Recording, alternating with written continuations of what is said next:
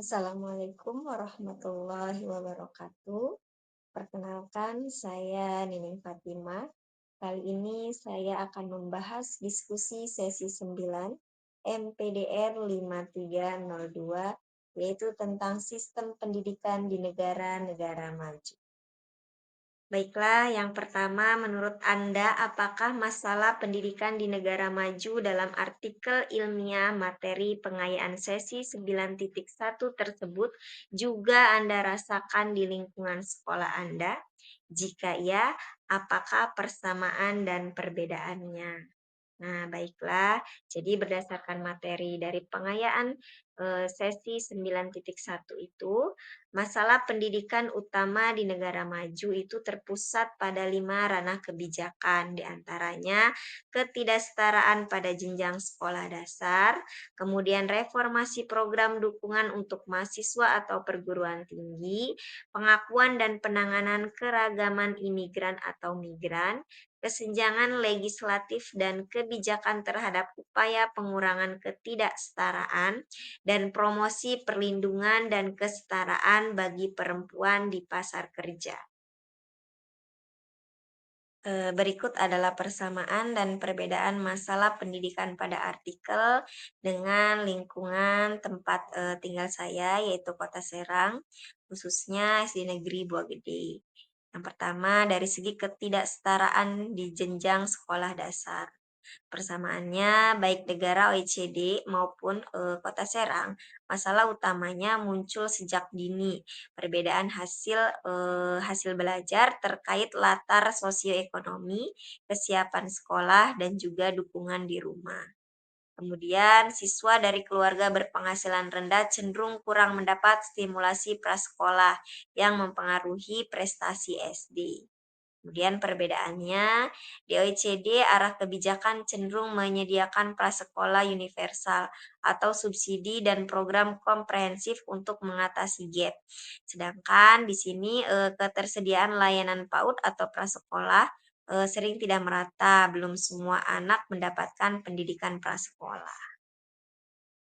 Kemudian dari segi dukungan dan akses ke pendidikan tinggi, persamaannya di kedua konteks akses ke jenjang pendidikan tinggi dipengaruhi faktor ekonomi keluarga. Siswa dari keluarga mampu lebih besar kemungkinan untuk melanjutkan. Kemudian perbedaannya, OECD mempunyai beasiswa nasional dan layanan dukungan mahasiswa. Sedangkan di sini keterbatasan finansial dan informasi, yaitu kurangnya sosialisasi beasiswa, bimbingan karir di SMP atau SMK yang menjadi hambatan nyata. Kemudian di OECD terdapat platform pembelajaran yang memadai dan kebijakan sistemik untuk memperluas akses. Sedangkan di sini infrastruktur digital dan kesiapan sekolah untuk pembelajaran cenderung bervariasi. Selanjutnya itu paparkanlah pendapat Anda, bagaimana artikel tersebut menguraikan negara OECD mengatasi masalah pendidikan tersebut. Jelaskan pula bagaimana keterkaitan isi artikel dengan materi modul 7 dari BMP MPDR 5302, Studi Komparatif Pendidikan Dasar di berbagai negara. Nah, jadi artikel tersebut membahas bagaimana negara-negara OECD berupaya mengoreksi ketidaksetaraan pendidikan melalui pendekatan berbasis kebijakan publik, pemerataan akses, dan inovasi pendidikan. Berdasarkan analisis text meaning terhadap dokumen-dokumen kebijakan dan riset OECD, dapat beberapa upaya utama, yaitu penguatan pendidikan dasar dan anak usia dini. Tujuannya mencegah kesenjangan prestasi sebelum anak naik ke jenjang lebih tinggi. Kemudian afirmasi dan dukungan mahasiswa dari latar belakang tidak mampu. Tujuannya agar pendidikan tinggi tidak menjadi hak eksklusif kelompok ekonomi atas. Kemudian penanganan ketidaksetaraan bagi anak imigran dan minoritas. Tujuannya menjamin semua anak memperoleh pengalaman belajar yang adil terlepas dari asal-usulnya. Selanjutnya yaitu keterkaitan dengan materi modul 7 MPDR 5302. Dari aspek fokus pada ketidaksetaraan pendidikan di negara maju, Modul 7 menekankan pentingnya membandingkan upaya negara dalam menjamin pemerataan akses dan kualitas. Dari aspek intervensi pendidikan dasar dan anak usia dini sebagai solusi. Modul 7 menyoroti bahwa kualitas pendidikan dasar yang merata menjadi pondasi kemajuan pendidikan nasional.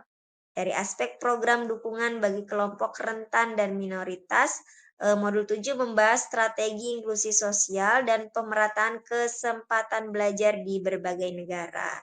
Selanjutnya, dari aspek reformasi kebijakan berbasis data, Modul 7 menekankan pentingnya pengambilan keputusan pendidikan berdasarkan hasil evaluasi empiris dan studi. Yang terakhir, penekanan pada kesetaraan gender dan akses perempuan. Modul 7 juga membahas pendidikan sebagai alat pemberdayaan sosial dan gender equality dalam pendidikan dasar. Selanjutnya, uraikan bagaimana sistem pendidikan di Jepang pada materi pengayaan sesi 9.2, terutama yang berkaitan dengan kurikulum yang mereka implementasikan dan hasil pencapaian yang tinggi dalam skor PISA. Nah, artikel yang berjudul School Curriculum in Japan mengulas secara khusus bagaimana kurikulum di Jepang terkait dengan pencapaian tinggi dalam PISA, di antaranya yang pertama perubahan kurikulum.